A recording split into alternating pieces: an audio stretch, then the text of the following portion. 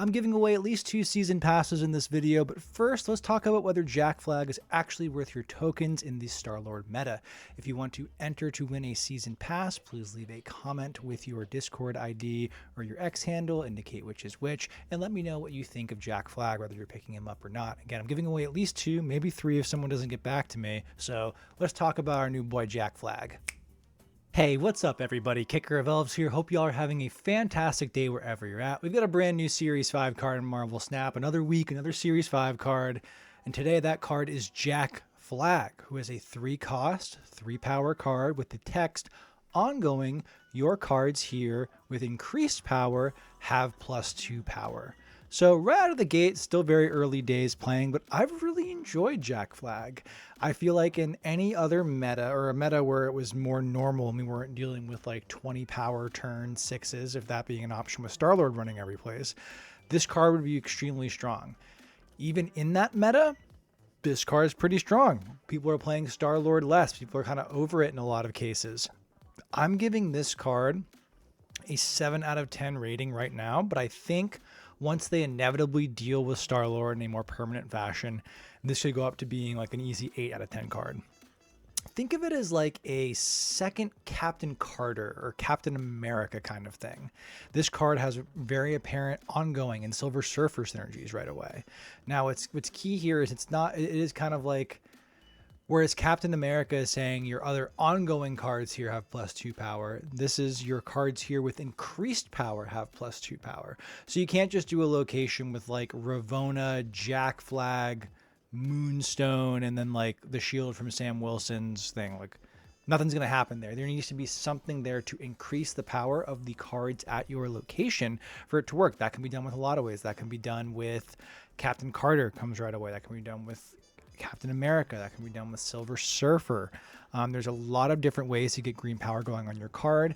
It doesn't need to be permanent power. It's not like a mere island situation. It can be from ongoing power, but this card can get some pretty good combos going. The ongoing combo, very apparent. I haven't had a chance to play around with Surfer, but this feels like something that could be introduced into that to bring the floor up on Surfer a bit.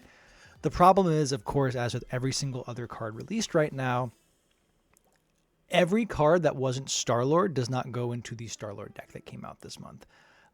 Magus, Drax Avatar of Life, Kraglin, now Jack Flag, none of those cards go into what is now the codified Star-Lord list, the big combo we're doing Arnim Zola, Grandmaster, Absorbing Man stuff, or the more pared back Honifer version that is doing has magic and stuff like that. These cards don't go into that list. They don't really counter that list either, so it can be in an awkward spot. Like when we talked about on last week's episode of Meta Shenanigans, is that you've got Star-Lord over here, you've got the Sholau Batroc list, which I enjoy quite a bit, but it seems people say it's like, oh, this is difficult to play. I don't think it's, it's not brain surgery, but it's a bit more tough. And you've got like the Super Giant, the Super Giant stuff, the Doom 2099, the Jean Grey Cosmo, those kind of three, the triangle of terror there are kind of the core points of this meta right now, because you've got decks that are either Star-Lord, which is the patient zero of the metagame, everything's kind of considering him. Sholau Batroc doesn't have an incredible matchup into Star-Lord, but crushes every other mid-range deck and beats a lot of the decks that are teching just to beat Star-Lord. And then you've got the Super Giant, the Doom 2099, the other stuff like in there, like specifically guys like the Super Giant. If we're trying to like go with the triangle pillar of like decks that are trying to counter Star-Lord, Super Giant and like Jean Grey Cosmo stuff. The Doom 2099 list has more game into Star-Lord than people might give it credit for, but it is still kind of like a mid-rangey sort of list. So does Jack Flag fit in any of those lists? Not really. He's going to go into Surfer and go into ongoing lists. But I want to stress this, the Star-Lord meta is not going to last forever. They've never let a card stay that dominant for so long.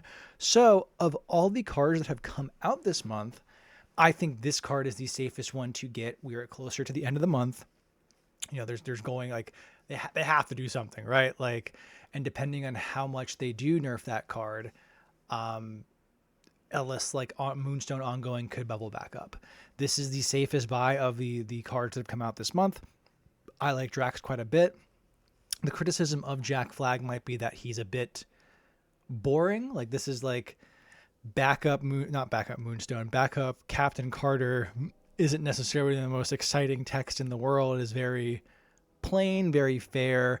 It's tough to look at this and figure out like, how do I totally break the game with this? You don't. It goes into decks that are largely playing fair, at least, at least a day into this. So if you're asking yourself, like, if you are flush with tokens, if you're trying to stay collection complete, it's always best to be able to continue to stay collection complete. That way you can get down if you are collection complete, every Series 5 card will cost you 4,800 tokens because you're paying 5K for the seasonal Series 5 pack.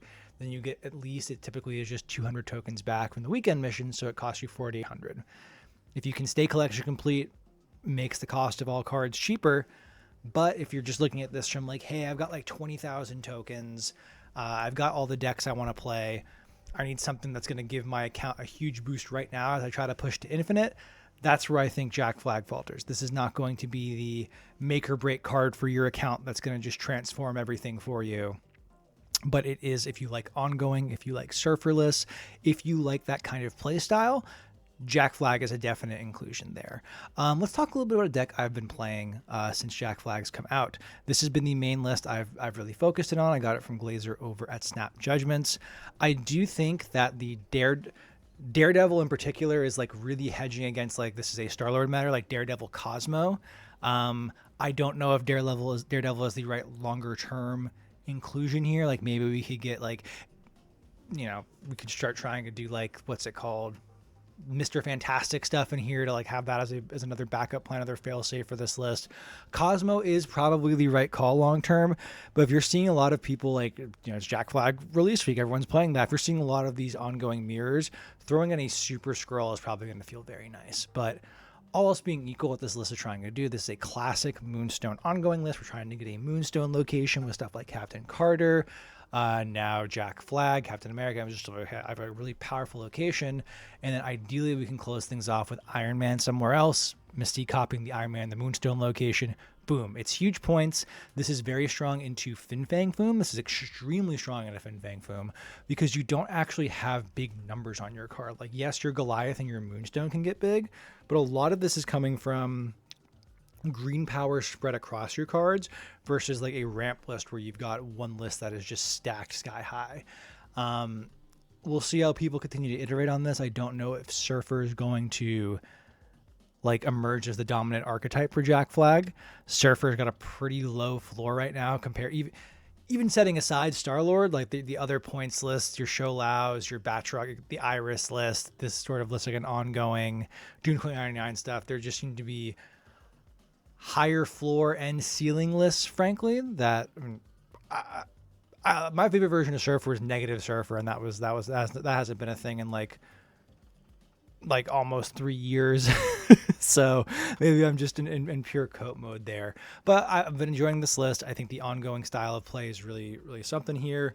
I do need to get myself a Moonstone variant, put some respect on her name, but overall, Jack Flag, this is a 7 or 8 out of 10 card. I think 7 out of 10 right now. Still very strong. This is probably the safest card to pick up this month along with Drax. If you like the kind of decks I talk about, he's an easy get. If you have any specific questions, please leave them in the comment below. For those of you who have made it this far into the video, just want to remind you about the season pass giveaway that we're doing. I've got at least 2 season passes, maybe 3. Please just leave a comment telling me what you think of Jack Flag, and then include your Discord ID or your X handle. I hate to make that a requirement, but it is one thing that has been surprising in doing these giveaways is how difficult, or like how often people just don't follow up or aren't checking to see if they've won. And I just need to minimize the amount of time spending like chasing down people to be like, get your free thing. So just comment, say what you think of Jack Flag. Are you picking him up or not?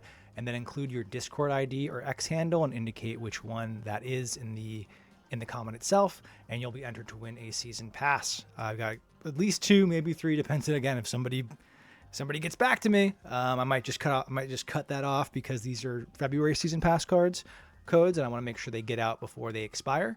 So yeah, do that. This is my review of Jack Flag.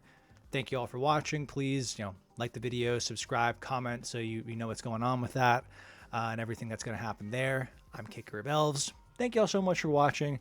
Check out the video that's on your screen right now if you want more cool Marvel Snap content, and I will see you next time. Goodbye.